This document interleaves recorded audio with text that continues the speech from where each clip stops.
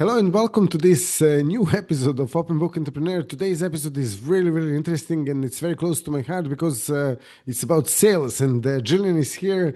She's a sales expert and also coaching others how to sell in certain special way, which she's going to talk about, avoiding sales calls and so on. So, Jillian, please introduce yourself to our audience.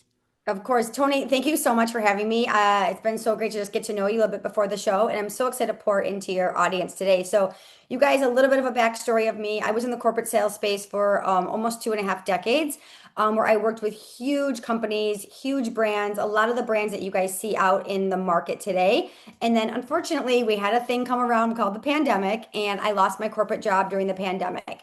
And it was at that time that I said, number one, I'm never going to work for somebody else again. And number two, that there's so many people online that also need help with sales. So I quickly shifted my business to the online space, and I've helped over 1,000 entrepreneurs in the last 5 years. So sales is really like the blood of everything that I do. Wonderful, wonderful. And so tell us a little bit about your system.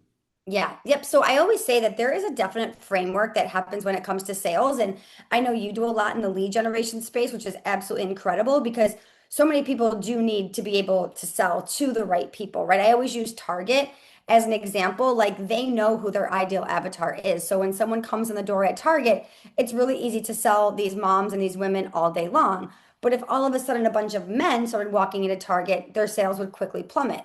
So the first and foremost thing in my unique framework is number one, making sure that you have the right people consuming your stuff. So if you're a coach, consultant, healer, even a brick and mortar, make sure you have the right people coming through your door. That's number one. Number two is once they come through your door, making sure that your content is basically doing all of your selling for you. So it's handling objections, it's showing you as the role model, it's talking about why they need your services, it's talking about problem awareness, it's talking about problem solution, right? So all of that content is really going to do a lot of the heavy lifting that a lot of people face when they go on to a sales call. Now, if you have the right people coming in and your content is speaking to the right problems that they have or making them problem aware, then what's going to happen then is you're going to be able to have conversations. They're going to like your post, they're going to comment on your post, and then it's like, hey, Tony, tell me why this post resonated with you. Tony, what is something you're currently frustrated in right now? Tony, what is something that's happening in your business right now? And it's a lot easier to shift it into the DM. So we do all of our selling through the DMs. We close $1 million a year plus in the DMs. I have no setters, I have no closers. It's literally just me because my content is doing the heavy lifting for me. Okay, excellent. So basically the key is in the content, yeah? The key is in the content for sure. And I think so many people like they'll even come to me and they'll think they have an offer problem. They think they have a scaling problem. They think they have all these other problems. And it's like, no, your content is where it's where we're hitting the gap. So even though I teach sales, I would say like over 50% of the work I do is in the content because marketing and sales go together and you can't have one without the other. Excellent. And is this sort of focus more on people like having to go viral, or is just like you have No. to create content that just talks to your ideal client? Yeah, I actually love this question so much. And I actually just did a story yesterday on my Instagram because I recently went through like a very hard breakup and all of my content is sales, messaging, marketing, right? And I did this reel and it had like a voiceover about a breakup and this reel went crazy viral. 100,000 people. I had like 300 new followers the first day, save shares, all the things. And I actually deleted the post yesterday because I was like, these are not my ideal clients. Yes, Mm. it feels good. It's a great vanity metric. I feel like in air quotes popular in the online space, but these are not buyers. So people are shocked by the fact that number one, I have a pretty small following, like 8,000 followers, and not a lot of my content gets a ton of engagement. But the thing is, the right people engage. So if I have one person per day that likes one of my posts and moves into a DM sale, that could be an $8,000 day. Do the math, 30 days a week. You have two people, you have three people, you have four people. So I'm actually anti going viral. Yeah. I mean, this is 100% true. I mean, I had a client a few years ago that when we were working on building like Facebook groups and stuff, Yeah. and now there is lots of people like with large Facebook groups and stuff, but they make no money. And then None. this lady, she had a group of 80 people, and she did an event in this group, but all of these people were like sort of her ideal clients, and she made like $60,000, from one event in the group with 80 people. So Yeah, it's really is crazy. I hit my first six figures in the online space in a Facebook group. So before I even went to like TikTok or Instagram, and you guys on both those platforms, I have not a lot of followers. In like the world of entrepreneurs, I don't have a lot of followers.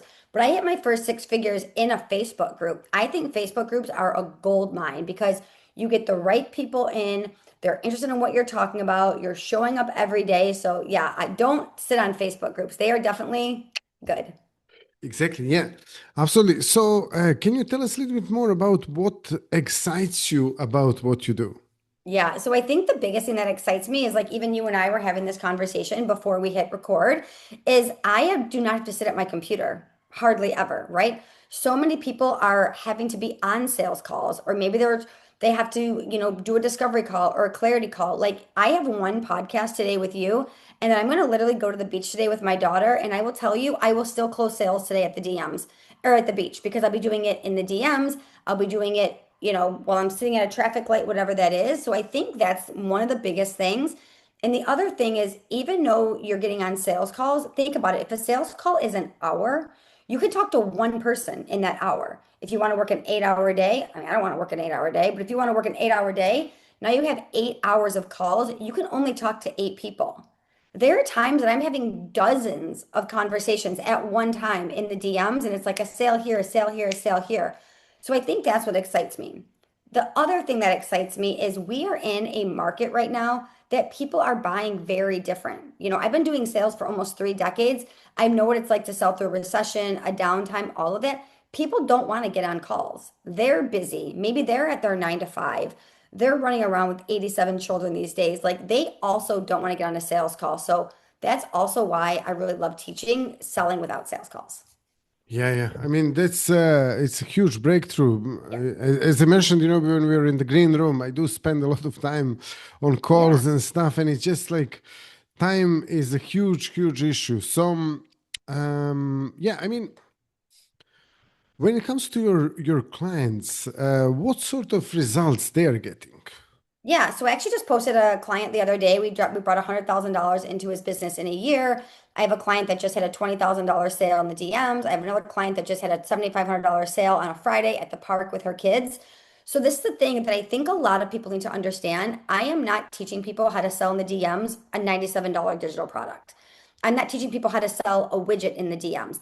That's very easy. Anybody can do that. But we are selling what a lot of people classify as high ticket, right? Anything really from, I would say, $2,500 all the way up. I know I told you just before we hit record, one of my clients had a $68,000 coaching package in the DMs. So it's not about, oh, I can't sell that in the DMs. Or I hear this a lot. For my niche, I need to be getting on a call. No, you don't.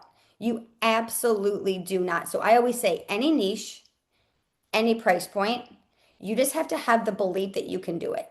Because a lot of people don't think that they can do it. They're like, oh, there's no way. There's no way I would ever buy maybe like three, four, five, six, $8,000 without getting on a call. Okay, well then I encourage you to do it and see how much easier it is, right? I've invested over $500,000 in coaching in the online space. I've never gotten on a sales call with a coach.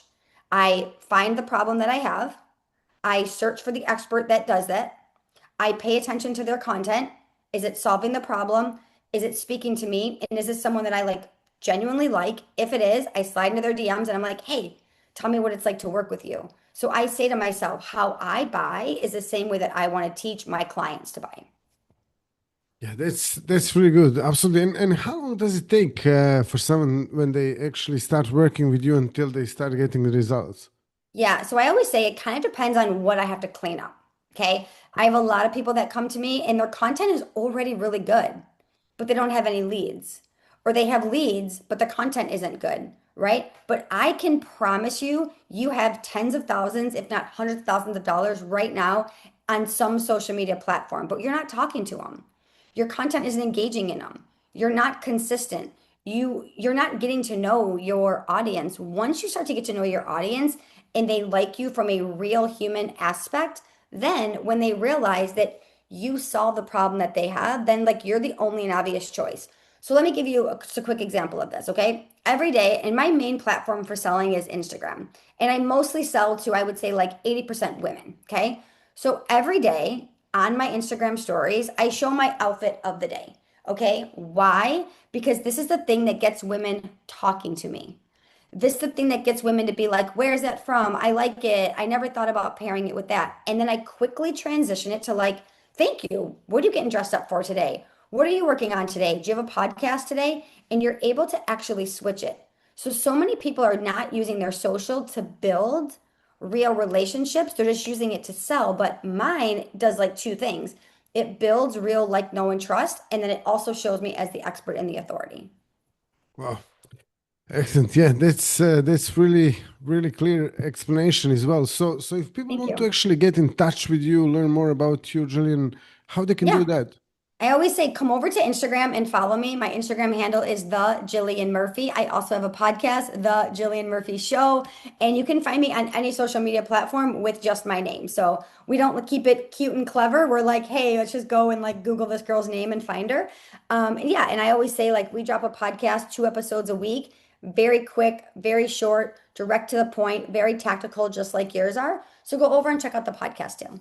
Okay, brilliant. Yeah, that's great. And anyone watching us, you can check the Yeah. links in the description of this episode. And on top of that, Jillian, if there is any question that maybe I didn't ask you, anything you would like to share with our audience.